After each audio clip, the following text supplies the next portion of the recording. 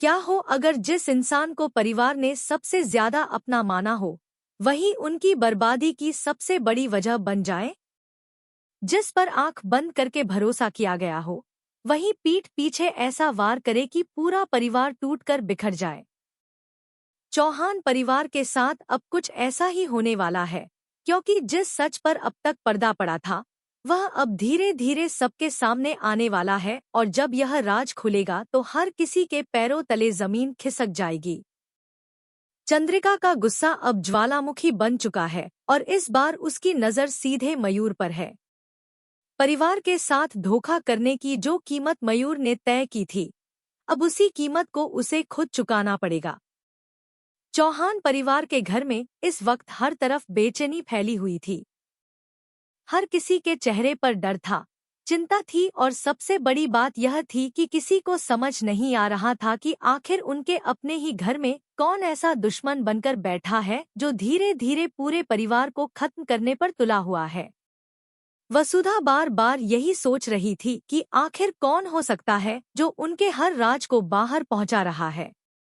उसने समर पर शक किया, उस पर गुस्सा निकाला, उसे धोखेबाज कहा क्योंकि हालात ऐसे बन चुके थे कि हर सबूत समर की तरफ इशारा कर रहा था। लेकिन सच कुछ और ही था। असली खिलाड़ी कोई और था जो बहुत चालाकी से सबके सामने मासूम बनकर घूम रहा था। वही इंसान जिसे परिवार ने सबसे ज्यादा प्यार दिया, सबसे ज्यादा इज्जत दी, वही उनके भरोसे को चकनाचूर कर रहा था। दूसरी तरफ समर लगातार अपने पैसे वापस मांग रहा था और उसकी बातें सुनकर परिवार के हर सदस्य के चेहरे पर तनाव साफ दिखाई दे रहा था। अविनाश ने फैसला कर लिया था कि वह काम करेगा, मेहनत करेगा और हर हाल में पैसे लौटाएगा क्योंकि उसे लग रहा था कि शायद इससे हालात थोड़े संभल जाएं। लेकिन उसे क्या पता था कि खेल कहीं ज्यादा बड़ा है और इस खेल की डोर किसी और के हाथ में है। देव लगातार कोशिश कर रहा था कि घर के हालात संभाल सके। वसुधा भी उसके साथ मजबूती से खड़ी थी, लेकिन दोनों को यह नहीं पता था कि जिस इंसान पर वे आंख बंद करके भरोसा कर रहे हैं, वही उन्हें सबसे बड़े जाल में फंसाने वाला है। मयूर यानी काकू बड़ी चालाकी से हर किसी को अपनी बातों में उलझा रहा था। उसके चेहरे पर हमेशा अपनापन दिखाई देता था, लेकिन उसके दिल में चौहान परिवार के लिए सिर्फ नफरत भरी हुई थी। वह हर पल यही सोचता था कि किस तरह इस परिवार को बर्बाद किया जाए। उसे इस बात का दर्द था कि हमेशा प्रभात को ज्यादा प्यार मिला, ज्यादा सम्मान मिला और वही दर्द धीरे धीरे नफरत में बदल गया। जब उसे यह खबर मिली थी कि प्रभात अब इस दुनिया में नहीं रहा तो उसके दिल को अजीब सी खुशी मिली थी। उसे लगा था कि अब उसका रास्ता साफ हो चुका है, लेकिन जैसे ही उसे प्रभात के जिंदा होने की सच्चाई पता चली, उसका सब्र टूट गया। उसी दिन उसने फैसला कर लिया कि अब वह ऐसा खेल खेलेगा जिससे पूरा परिवार खत्म हो जाएगा और कोई उसे शक की नज़र से भी नहीं देखेगा। उसने धीरे धीरे अपने जाल बुनने शुरू किए, हर किसी को अपने हिसाब से इस्तेमाल करना शुरू किया और हालात ऐसे बना दिए कि परिवार के लोग एक दूसरे पर शक करने लगे। यही तो वह चाहता था। वह चाहता था कि परिवार खुद ही बिखर जाए और उसे कुछ करने की जरूरत ही न पड़े। करिश्मा भी कहीं न कहीं इस खेल का हिस्सा बन चुकी थी। उसने वसुधा और देव को इशारा तो दिया कि घर का ही कोई सदस्य उसकी मदद कर रहा है, लेकिन उसने नाम नहीं बताया। बस यही बात अब वसुधा के दिमाग में घूम रही थी। वह बार बार सोच रही थी कि आखिर अपना कोई ऐसा कैसे कर सकता है। उसे लगता था कि परिवार के लोग कभी धोखा नहीं देते, लेकिन अब उसकी यह सोच टूटने वाली थी। धीरे धीरे हालात इतने खराब हो गए कि घर का माहौल पूरी तरह बदल गया। हर कोई डरा हुआ था, हर किसी की नज़र अब दूसरे पर थी। देव भी परेशान था क्योंकि उसे समझ नहीं आ रहा था कि आखिर किस पर भरोसा करे और किस पर नहीं। तभी मयूर ने बहुत चालाकी से देव को एक मौका दिया। उसने ऐसा माहौल बनाया कि देव खुद जाकर पेपर चुराने की कोशिश करे, लेकिन असल में वह देव को फंसाना चाहता था। अगर देव पकड़ा जाता तो पूरा इल्जाम उसी पर आ जाता और परिवार पूरी तरह टूट जाता। मयूर अंदर ही अंदर इस बात से खुश हो रहा था कि उसका प्लान धीरे धीरे काम कर रहा है। दूसरी तरफ चंद्रिका की हालत अब पहले से बेहतर होने लगी थी। डॉक्टरों ने भी उम्मीद जताई कि वह जल्द होश में आ जाएगी, लेकिन किसी को अंदाजा नहीं था कि उसके होश में आते ही सबसे बड़ा तूफान आने वाला है। क्योंकि चंद्रिका सच जान चुकी थी। उसने सब कुछ सुन लिया था, सब कुछ समझ लिया था और अब वह किसी भी कीमत पर मयूर को छोड़ने वाली नहीं थी। वह जान चुकी थी कि परिवार के साथ इतना बड़ा विश्वासघात किसने किया है। उधर मयूर को लग रहा था कि उसका सच कभी सामने नहीं आएगा। वह अब भी सबके सामने अच्छा बनने का नाटक कर रहा था, लेकिन किस्मत अब उसका साथ छोड़ने वाली थी। जैसे जैसे चंद्रिका की हालत सुधर रही थी, वैसे वैसे मयूर की बेचैनी बढ़ रही थी। उसे डर सताने लगा था कि अगर चंद्रिका ने सबके सामने उसका सच बता दिया तो उसकी सारी चालें खत्म हो जाएंगी। लेकिन उसके अंदर का घमंड अब भी कम नहीं हुआ था। वह अब भी यही सोच रहा था कि वह हर किसी को बेवकूफ बना लेगा। तभी एक रात उसने फिर से नया खेल खेलने की कोशिश की। उसने परिवार के कुछ जरूरी कागजात गायब कर दिए ताकि शक एक बार फिर देव पर जाए, लेकिन इस बार हालात बदल चुके थे। वसुधा अब हर चीज को ध्यान से देख रही थी। उसे महसूस होने लगा था कि कहीं न कहीं कुछ बहुत गलत हो रहा है।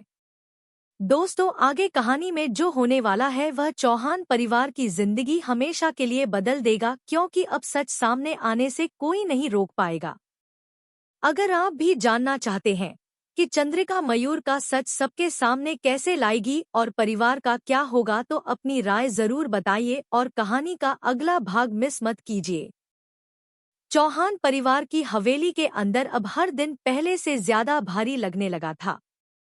घर की दीवारों में जैसे डर बस चुका था और हर चेहरे पर सिर्फ एक ही सवाल लिखा था कि आखिर वह गद्दार कौन है जिसने अपने ही परिवार को खत्म करने की कसम खा ली है। वसुधा रात दिन इसी सोच में डूबी रहती थी। उसे अब किसी पर भरोसा नहीं हो रहा था। जिस घर में कभी हंसी गूंजती थी, वहां अब सिर्फ सन्नाटा था। देव लगातार सबको संभालने की कोशिश कर रहा था, लेकिन अंदर ही अंदर वह खुद टूट चुका था। उसे लग रहा था कि हालात उसके हाथों से निकलते जा रहे हैं। दूसरी तरफ मयूर बहुत शांति से सब कुछ देख रहा था। उसके चेहरे पर वही मासूमियत थी, लेकिन उसके दिमाग में एक के बाद एक खतरनाक चालें चल रही थी। उसे मजा आ रहा था यह देखकर कि पूरा परिवार एक दूसरे पर शक कर रहा है। यही तो वह चाहता था। वह चाहता था कि चौहान परिवार अपने ही लोगों से डरने लगे और आखिरकार पूरी तरह बिखर जाए। उधर समर का गुस्सा अब बढ़ता जा रहा था।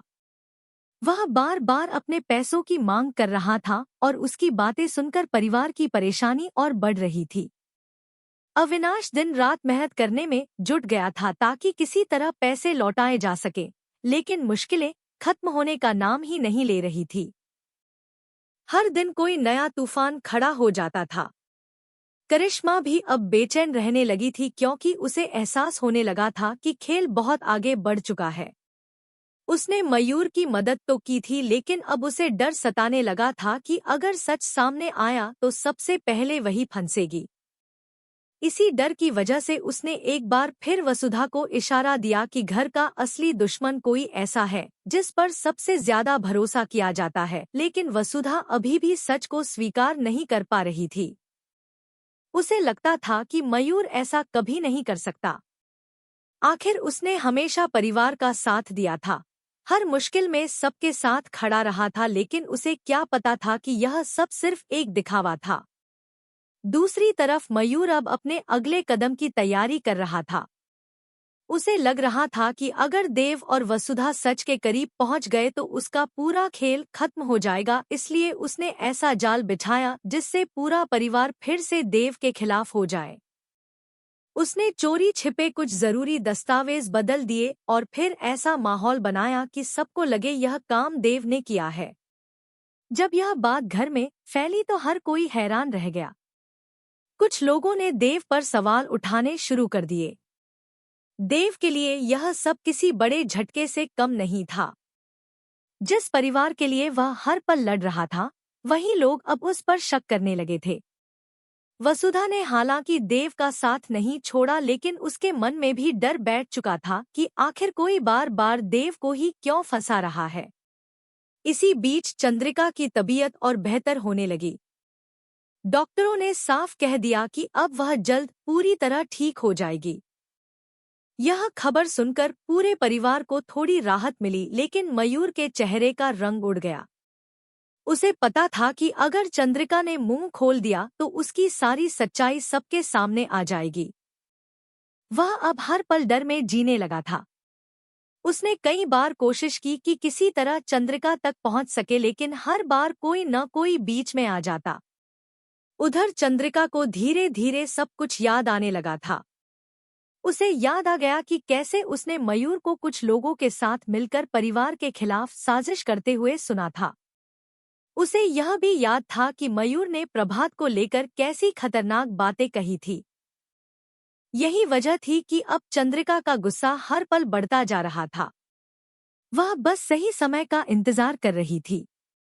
एक रात घर में अचानक बड़ा हंगामा हो गया। तिजोरी से कुछ जरूरी कागजात गायब हो गए और एक बार फिर शक देव पर गया। परिवार के कुछ लोग अब खुलकर देव के खिलाफ बोलने लगे। देव को ऐसा लग रहा था जैसे उसकी सारी मेहनत और ईमानदारी बेकार हो गई हो। तभी वसुधा ने एक बड़ा फैसला लिया। उसने तय किया कि अब वह खुद इस राज का पता लगाएगी। उसने हर छोटी बड़ी बात को जोड़ना शुरू किया। उसे धीरे धीरे एहसास होने लगा कि हर घटना के पीछे कहीं न कहीं मयूर मौजूद था। यह सोचकर ही उसका दिल कांप गया। उसे यकीन नहीं हो रहा था कि जिस इंसान को परिवार ने इतना प्यार दिया वही सबसे बड़ा दुश्मन निकलेगा। दूसरी तरफ मयूर अब बुरी तरह घबरा चुका था। उसे लग रहा था कि सच ज्यादा दिनों तक छिप नहीं पाएगा, इसलिए उसने एक और खतरनाक कदम उठाने का फैसला किया। उसने सोचा कि अगर चंद्रिका हमेशा के लिए चुप हो जाए तो उसका राज कभी सामने नहीं आएगा। यही सोचकर वह देर रात चंद्रिका के कमरे की तरफ बढ़ा, लेकिन उसे क्या पता था कि इस बार किस्मत उसका साथ नहीं देने वाली। जैसे ही वह कमरे के अंदर पहुंचा, चंद्रिका की आंखें खुल गईं। दोनों की नजरें मिली और उसी पल मयूर समझ गया कि अब उसका सच ज्यादा देर तक छिपा नहीं रहेगा। चंद्रिका ने उसे देखते ही गुस्से में उसका नाम लिया और मयूर के पैरों तले जमीन खिसक गई। वह तुरंत वहां से भागने की कोशिश करने लगा, लेकिन चंद्रिका जोर जोर से चिल्लाने लगी। उसकी आवाज सुनकर पूरा परिवार वहां पहुंच गया। मयूर ने हालात संभालने की कोशिश की और सबके सामने मासूम बनने लगा, लेकिन इस बार चंद्रिका चुप नहीं रहने वाली थी। उसने कांपती आवाज में कहना शुरू किया कि परिवार का असली दुश्मन कोई और नहीं बल्कि मयूर है। यह सुनते ही पूरे घर में सन्नाटा छा गया। किसी को अपने कानों पर विश्वास नहीं हो रहा था। देव और वसुधा एक दूसरे को देखने लगे। उनकी आंखों में दर्द था, गुस्सा था और सबसे ज्यादा टूटा हुआ भरोसा था। मयूर बार बार खुद को बचाने की कोशिश कर रहा था, लेकिन अब उसकी बातें किसी को सच नहीं लग रही थी। दोस्तों, अब कहानी का सबसे बड़ा तूफान आने वाला है, क्योंकि अगले ही पल चंद्रिका वह सच बताने वाली है जो पूरे चौहान परिवार की जिंदगी बदल देगा। अगर आप भी जानना चाहते हैं कि आखिर मयूर ने प्रभात के साथ क्या किया और परिवार उसका क्या हाल करेगा, तो अपनी एक्साइटमेंट जरूर बताइए और कहानी का अगला भाग बिल्कुल मिस मत कीजिए।